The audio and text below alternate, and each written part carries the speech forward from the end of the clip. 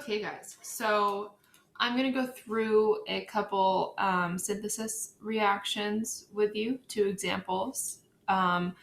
So again, let's just remind ourselves of what a synthesis reaction is, and that's when two or more elements combine to form a new compound. They will always follow the pattern of A plus B yields AB together. So for your synthesis reaction worksheet, you have two tasks you must do. You must predict the product, looking at this pattern above to help you out, and then you must balance the reaction. Okay? So looking here, I have magnesium and nitrogen. So they're going to react together and they're going to form a new compound. So we know magnesium's a metal because by looking at our periodic table, we see magnesium is over here. Okay, so magnesium, group 2, is always going to have a charge of +2. So I'm going to go ahead and add that in, just so I know. And then looking at nitrogen, nitrogen is over here in group 15, which always has a -3 charge. And again, these charges should be marked on your table already. If they are not, you need to look at the video called Coloring the Periodic Table, and you need to fill that information in correctly so you can predict products a lot easier. So the cation, or positively charged ion, always goes first. So I'm going to draw a line just to keep it consistent. So magnesium with a +3, nope, see, already wrong. A +2, sorry about that, +2 from over here. It's going to go first, and then we're going to have nitrogen. So when we add nitrogen to this compound, this baby 2 goes away.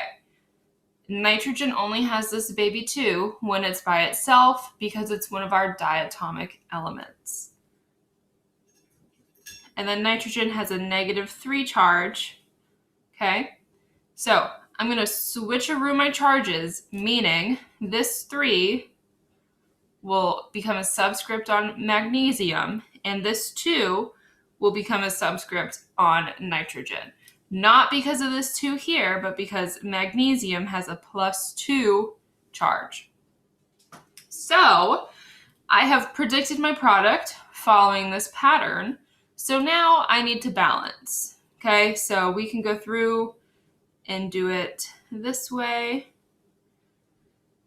If you don't need to do it this way, you're totally fine. You can just, fast forward this part a little bit. So our magnesium's 1 and 3, nitrogen's 2 and 2. Nitrogens are happy. They're good. They're equal. Magnesium, not so much. I have 3 on my product side and 1 on my reactant side, meaning I have to add to my reactant side. So what number times 1 will get me to 3? You guessed it, a 3. So now instead of 1 magnesium on my reactant side, I have 3. We are balanced. We are good. Okay? Moving on to our next example. So we're still following this pattern, A plus B yields AB. So now we have barium and sulfur. Looking at our periodic table, barium is in group 2, so it's going to have a +2 charge. And sulfur is in group 16, meaning it's going to have a -2 charge. Okay? So barium will have a +2, sulfur a -2. So again, my metal, my positively charged ion always goes first. So it's going to be Ba and then S. So we have a +2 and a -2. So we're going to switcheroo 2 and 2. When I have the same number, what can we do? Simplify, pretending that my class is here. Yeah, we're going to simplify. So this will go away and become 1, and this will go away and become 1.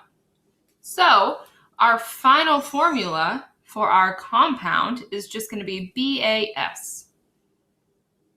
Okay? And again, we need to balance 1 and 1, 1 and 1. So we have one of each on both sides of our reaction arrow. So we are balanced, we are equal. So those are two examples of some synthesis reactions. So you're going to work through this worksheet and, just follow the pattern up above. Follow your rules for writing formulas of binary ionic compounds. And yeah,